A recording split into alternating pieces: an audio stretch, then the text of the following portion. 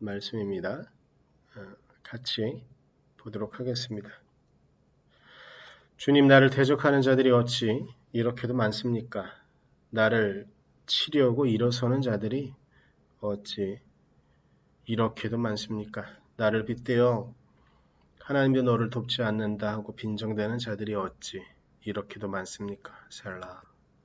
그러나 주님은 나를 에워싸주는 방패, 나의 영광, 나의 머리를 들게 하시는 분이시니 내가 주님을 바라보며 소리 높여 부르짖을 때에 주님께서는 그 거룩한 산에서 응답하여 주십니다. 셀라.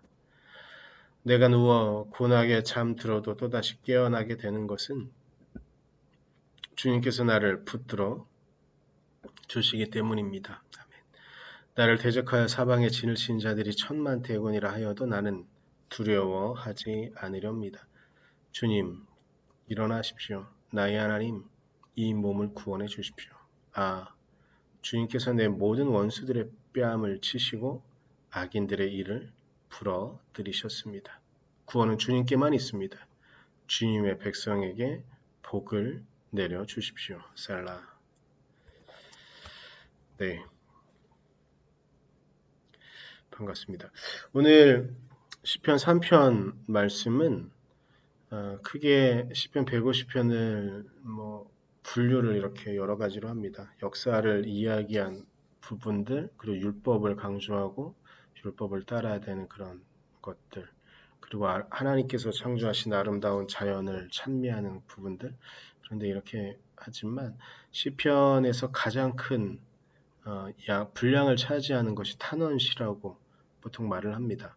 그러니까 하나님께 지금의 있는 상황들의 어려움들을 고백하고 하나님 나를 구원해 주십시오. 혹은 저 사람이 나를 공격합니다. 이렇게 말하는 것들을 전체적으로 탄원시라고 말하는데 시편 3편은 전형적으로 그런 탄원시의 모양을 갖습니다. 시작부터 그렇게 합니다. 주님, 나를 대적하는 자들이 어찌 이렇게도 많습니까? 라고 말하는 것이죠. 보통 시편 3편을 보통 말할 때는 다윗이 자신이 정말로 사랑했던 왕위를 물려줄 것이라고 믿었던 압살롬에게 쫓겨서 피신을 했을 때 쓰여진 시라고 보통 생각을 합니다. 그런 역사적인 배경을 보지 않아도 오늘 시편 자체는 주변에 자신을 공격하는 사람들이 있음을, 그리고 그들은 자신이 그렇게도 경외하는, 자신이 그렇게도 믿는 하나님을 비웃으면서 너가 그렇게 사랑한다고 말하는 그렇게 모든 세상을 다 자신의 뜻대로 움직인다고 말하는 하나님이 있다고 한다면, 너가 옳다고 한다면, 그리고 너가 정리해보면 이런 거죠. 하나님이 살아있다고 한다면, 또 두 번째로 너가 하나님 앞에 진실했다고 한다면, 신실했다고 한다면, 이렇게 결론적으로 말하는 거죠. 하나님께서 너를 구원하실 건데 너 지금 구원받지 못하고 있지 않느냐라고 따져 묻는 겁니다. 너가 신실하지 않았거나 혹은 하나님이 없거나 둘 중에 하나가 아니냐라고 따지면서 일어나면서 다윗을 공격하고 있다고 다윗은 말하는 것이죠. 너희 하나님이 어디 있느냐? 사람들이 그렇게 말한다고 하는 겁니다. 우리가 이 땅의 신앙인으로 살아가려고 합니다.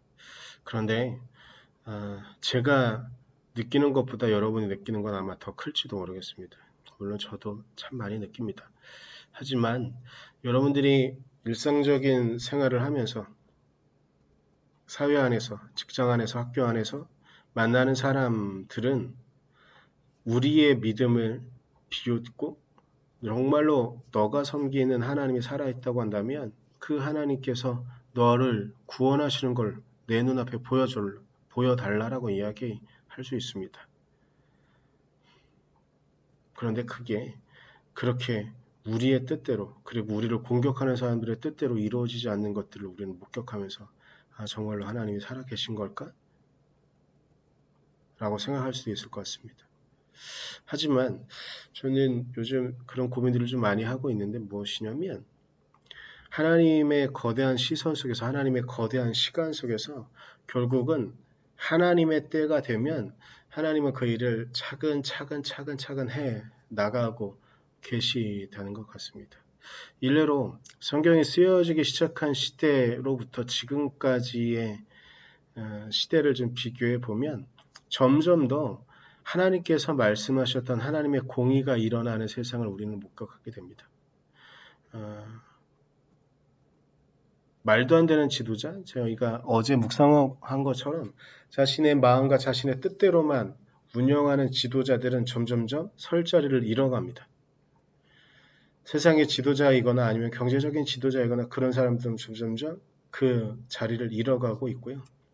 저는 이것이 하나님의 뜻이라고 믿는데 보통 우리 사회를 지탱하고 있는 민주주의라는 기본적인 개념은 하나님께서 우리에게 각자의 권리를 주신 것에 대해서 인정하고 그 각자의 권리가 의미를 갖고 그 권리가 힘을 발휘하는 세상.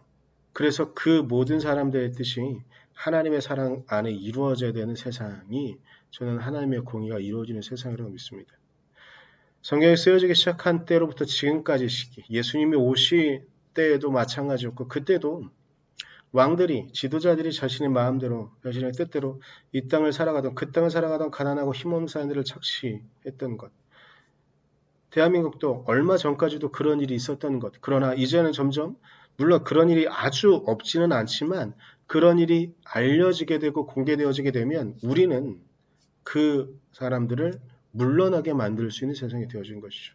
하나님의 거대한 시선 속에서 보면 하나님께서 시작하신 그 역사는 지금 우리에게 와서는 그리고 아마 우리 다음 시대는 더 확실하게 하나님께서 말씀하시는 그 시대가 되어지는 것이라고 믿습니다. 그런다면 그 거대한 시간 속에 하나하나 사람들은 억울해하며 하나님의 말씀을 드러내라고 비웃는 사람들의 이야기들 끊임없이 들어왔을 것입니다. 하지만 이 땅의 믿음의 선조들은 그 사실들 그리고 그 현상들 앞에서 절대 무릎 꿇지 않고 다윗이 오늘 고백하면서 하나님께 하나님 이제 일어나십시오라고 말했던 것처럼 이 땅의 믿음의 선조들은 그렇게 하나님께서 분명히 일어나실 시대 하나님의 공의를 행하실 시대를 기대하면서 살아왔기에 지금 우리가 누리고 있는 물론 우리의 바람은 이것보다 더욱더 많이 하나님의 공의가 정말 하나님의 역사가 일어나는 것들을 바랄지 모르겠지만 거대한 시간 속에서 보면 지금은 예전보다 정말 더 많은 하나님의 공의를 우리가 목격하게 되는 것이죠. 이 땅에 하나님의 말씀으로 살아가려고 하는데 우리를 비웃는 사람들이 있습니다. 우리가 하나님의 사랑에 있다라고 말하고 하나님의 능력이 있다고 말하고 그것이 증언되어지기를 소망하는 우리의 간절한 바람과는 달리 우리의 삶에는 그런 것들이 잘 일어나지 않는 것처럼 느껴질 수 있습니다. 하지만 하나님의 거대한 시간 안에서는 저는 그 역사가 그 일들이 분명하게 일어나고 있다고 믿습니다. 오늘 우리는 억울할 수 있습니다. 하지만 우리의 내일은 그리고 우리의 앞날은 그렇지 않을 것이라고 믿습니다. 하나님은 우리를 위하여 오늘 일어나시고 우리와 함께 오늘을 살아갈 것입니다. 오늘 하루 우리가 삶을 살아갈 텐데 그 삶 속에 억울한 일이 있거나 답답한 일이 있거나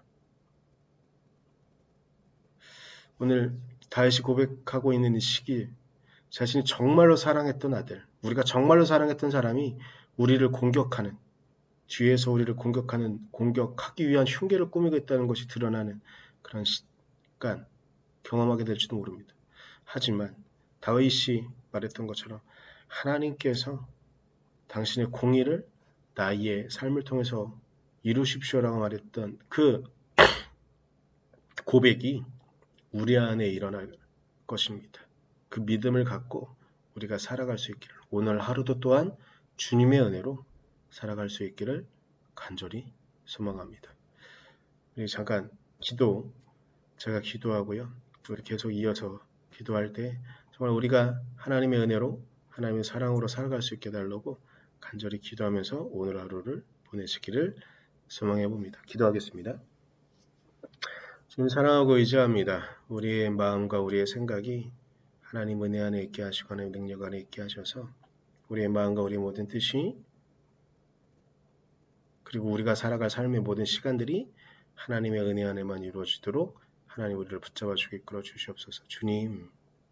주님의 도우심만을 기대하오니 주님의 능력으로 주님의 사랑으로 우리를 붙잡아 주시고 우리가 온전히 아버지의 은혜와 하나님의 사랑 가운데 나아갈 수 있도록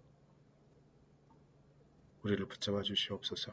오늘 하루 우리 선한 목적의 성도들의 삶 가운데 하나님의 은혜와 하나님의 능력이 나타나기를 간절히 소망하며 예수님의 이름으로 기도드렸습니다. 아멘.